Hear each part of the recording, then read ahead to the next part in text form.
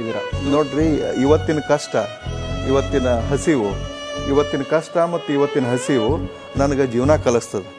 ಇವತ್ತು ಕಷ್ಟ ಐತಿ, ಹಸಿವಿನಿಂದ ಬಳಲಾಕತ್ತೇನಿ ಅಂಥೇಳಿ ಅದಕ್ಕೆ ಬೇರೆ ಥರ ಅದನ್ನು ಭಾವಿಸಬಾರ್ದು. ಯುವಕರಿಗೆ ಹೇಳೋದಿಷ್ಟ, ಯಾರು ಭಾಳಷ್ಟು ಕಷ್ಟಪಡ್ತಾರೋ ಅವ್ರು ಮುಂದೆ ಬರ್ತಾರೆ, ಯಾರು ಕಷ್ಟಪಡೋದಿಲ್ಲ ಅವ್ರು ಮುಂದೆ ಬರೋದಿಲ್ಲ. ಈ ಶಾರ್ಟ್ ಟರ್ಮ್ ಮೆಥಡ್ ಒಟ್ಟು ಇರೋದಿಲ್ಲ. ಯಾವತ್ತೂ ರಾಜಮಾರ್ಗದೊಳಗೆ ಹೋಗ್ಬೇಕು. ದೊಡ್ಡ ದೊಡ್ಡ ಊರಿಗೆ ಹೋಗ್ಬೇಕಂದ್ರೆ, ದೊಡ್ಡ ದೊಡ್ಡ ಮಹಲ್ಗಳಿಗೆ ಹೋಗ್ಬೇಕಂದ್ರೆ, ದೊಡ್ಡ ದೊಡ್ಡ ಅರಮನೆಗೆ ಹೋಗ್ಬೇಕಂದ್ರೆ ಅಲ್ಲಿ ಕಂಟಿದಾರಿ ಮುಳ್ದಾರಿ ಇರೋದಿಲ್ಲ. ರಾಜಮಾರ್ಗದೊಳಗೆ ನಡೆದು ಹೋಗ್ಬೇಕು. ಶಾರ್ಟ್ಕಟ್ ಏನೂ ಇರೋದಿಲ್ಲ. ಅದಕ್ಕೆ ಯಾವುದು ಶಾರ್ಟ್ಕಟ್ ವಿಚಾರ ಮಾಡಲಾರ್ದಂಗೆ ಕಷ್ಟಪಟ್ಟು ಮುಂದೆ ಬರಬೇಕು.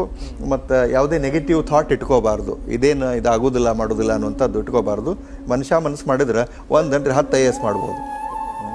ಒಬ್ಬ ವ್ಯಕ್ತಿ ಹುಟ್ಟಿದ ಮೇಲೆ ದೇವರು ಹುಲ್ಲು ಮೇಯಿಸೋದಿಲ್ಲ ಅನ್ನುವಂಥದ್ದನ್ನು ನಂಬಿ ಬಂದವರು ನಾವು. ಅವಂದೇನು ಕಷ್ಟ ರೀ, ಅದ್ರ 100 ಪಟ್ಟು ಕಷ್ಟವನ್ನು ನಾನು ಕಷ್ಟದೊಳಗೆ ಜಳಕ ಮಾಡಿ, ಕಷ್ಟದ ಅರಿಬಿನ ಹಾಕ್ಕೊಂಡು, ಅದನ್ನು ಹಾಸಿ, ಅದನ್ನು ಹೊತ್ಕೊಂಡು, ಏನು ಎಷ್ಟು ಬ್ಯಾಡದು ಅಂಥ ಕಷ್ಟದೊಳಗೆ ನಮ್ಮನ್ನು ಬೆಳೆಸಾಳ.